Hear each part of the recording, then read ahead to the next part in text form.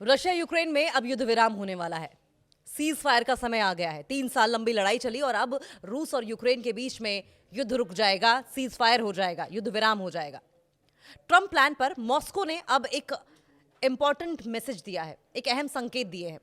Zelensky भी नरम है इस पर, तो ऐसे में माना यह जा रहा है कि जल्द ही रशिया और यूक्रेन के बीच में सीज फायर का ऐलान हो जाएगा। 3 साल चली लंबी ये लड़ाई अब खत्म हो जाएगी। रूस के फरवरी 2022 के हमले के बाद ये लड़ाई शुरू हुई थी।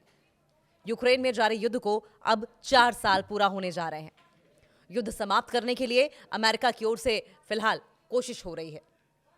अमेरिका लगातार कोशिश कर रहा है। 18 सूत्रीय कार्यक्रम भी रखे गए, 18 सूत्रीय पॉइंट्स रखे गए जिस पर सहमति नहीं बनी है। लगातार अमेरिका की ओर से प्रेशराइज भी करने की कोशिश की जा रही है यूक्रेन को। अमेरिका के जो तमाम ऑफिसर्स हैं वो पहुंच रहे हैं। जेडी वेंस ने समझाने की कोशिश की थी, डोनाल्ड ट्रंप के दामाद तक ने समझाने की कोशिश की थी यूक्रेन को, लेकिन यूक्रेन झुकने का नाम नहीं ले रहा था।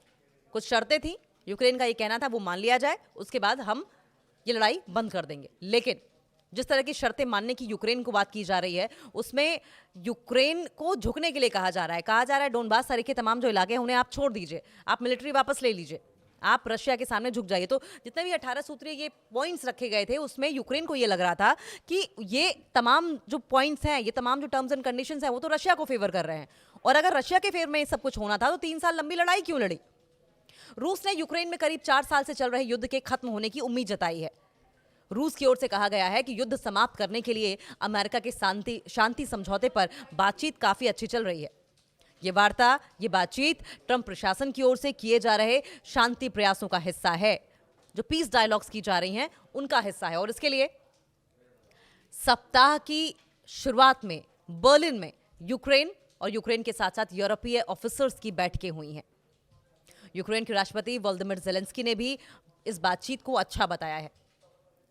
एसोसिएटेड प्रेस की एक रिपोर्ट सामने आई थी और उसमें जो रूसी गवर्नमेंट ऑफिसर्स हैं उनके हवाले से जानकारी दी गई थी। उनके हवाले से जानकारी देते हुए बताया गया था कि यूक्रेन और रशिया दोनों जो ग्रुप्स हैं, दोनों ही पार्टीज जो हैं वो पॉजिटिव दिखाई दे रही हैं, पॉजिटिव एक्शंस पर बातचीत करते हुए दिखाई दे रहे हैं, अग्रीमेंट होता दिखाई दे रहा है।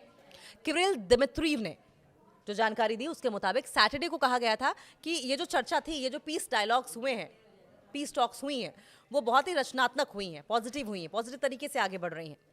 दिमित्रीव ने मियामी में अमेरिकी राष्ट्रपति डोनाल्ड ट्रंप के दूत स्टीव विटकॉफ और ट्रंप के दामाद जेरेड कुशनर से मुलाकात की। यूक्रेनी राष्ट्रपति वोलोदिमीर ज़ेलेंस्की ने शनिवार को कहा कि रूसियों के साथ बातचीत के बाद अमेरिका का रुख जो है वो बहुत अहम है। अमेरिका यहां पर जाहिर है इंपॉर्टेंट बनने की कोशिश कर भी रहा था और बन भी गया। ज़ेलेंस्की को बातचीत से उम्मीद है। ज़ेलेंस्की ये कह रहे हैं कि दबाव बनाने से कुछ नहीं होगा, बार बार यूक्रेन को प्रेशराइज मत कीजिए, प्रेशराइज करने की कोशिश मत कीजिए, क्योंकि बातचीत से कुछ नहीं होने वाला है, प्रेशराइज करने से कुछ नहीं होने वाला है, बातचीत से ही सब कुछ होगा, बातचीत से ही समाधान निकलेगा, जो कहीं ना कहीं सही भी है। यूक्रेन के राष्ट्रपति वोलोदिमीर ज़ेलेंस्की ने कहा है कि वे यूक्रेन, अमेरिका और रूस के राष्ट्रीय सुरक्षा सलाहकारों की जो 3 पक्षीय बैठक होने वाली है, त्रिपक्षीय बैठक होने वाली है, ट्राइलेटरल मीटिंग होने वाली है, जिसमें यूक्रेन के एडवाइजर होंगे, रशिया के एडवाइजर होंगे और अमेरिका के एडवाइजर होंगे। ये तीनों ही पार्टीज के एडवाइजर जब मीटिंग करेंगे और विचार करेंगे, बातचीत होगी, तभी कोई सार्थक समाधान निकलेगा। उन्होंने कहा वे इस तरह की बैठक को लेकर आशावादी हैं, पॉजिटिव हैं, ऑप्टिमिस्टिक हैं कि ये मीटिंग जो होगी, इस मीटिंग में जो बातचीत होगी उससे कोई ना कोई सोल्यूशन जरूर निकलेगा। ज़ेलेंस्की के मुताबिक ये प्रपोजल जो है वो अमेरिका की ओर से आया है, जिसकी यूक्रेन के मुख्य शांति वार्ताकार जो हैं रुस्तेम उमेरेव, उन्होंने जानकारी दी। ज़ेलेंस्की ने कहा कि उन्हें पूरी तरीके से भरोसा नहीं है कि बैठक से नई चीजें निकलेंगी। साथ ही उन्होंने याद भी दिलाया कि तुर्की में पिछली बातचीत के बाद पकड़े गए सैनिकों और आम नागरिकों की वापसी संभव थी।